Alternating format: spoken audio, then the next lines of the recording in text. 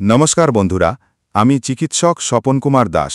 আমার এই YouTube doctor health tips চ্যানেলের পক্ষ থেকে সবাইকে জানাই শুভেচ্ছা ও অভিনন্দন, ভালোবাসা।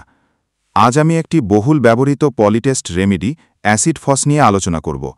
এর সংক্ষিপ্ত লক্ষণগুলো হল অ্যাসিড ফসের রোগীরা অত্যন্ত শীতকাতর ও অলস প্রকৃতির, গ্রাহ্য শূন্যতা, কথা বলতে অনিচ্ছা, কথা বললে তাড়াতাড়ি কথা বলে, মানসিক অবসাদগ্রস্ত, নৈরাশ্যতুন, উদাসীন, মনস্তাপ, শোক, দুঃখ, প্রেমে আঘাত থেকে রোগের উৎপত্তি, রোগের অঘোর অবস্থায় প্রলাপ বকে, যাদের বয়স অপেক্ষা শরীর বর্ধনশীল তাদের ক্ষেত্রে উপযোগী, হস্তমৈথুনের ফলে বুকে দুর্বলতা, প্রস্রাব দুধের মতো সাদা অথবা জলের মতো, রাতে প্রচুর হতে পারে, রোগী নাকে আঙুল দেওয়া বা নাক খুঁড়তে থাকে, রোগাক্রান্ত অবস্থায় রোগীর জিভের মাঝখানে লাল রেখা দেখা যায়।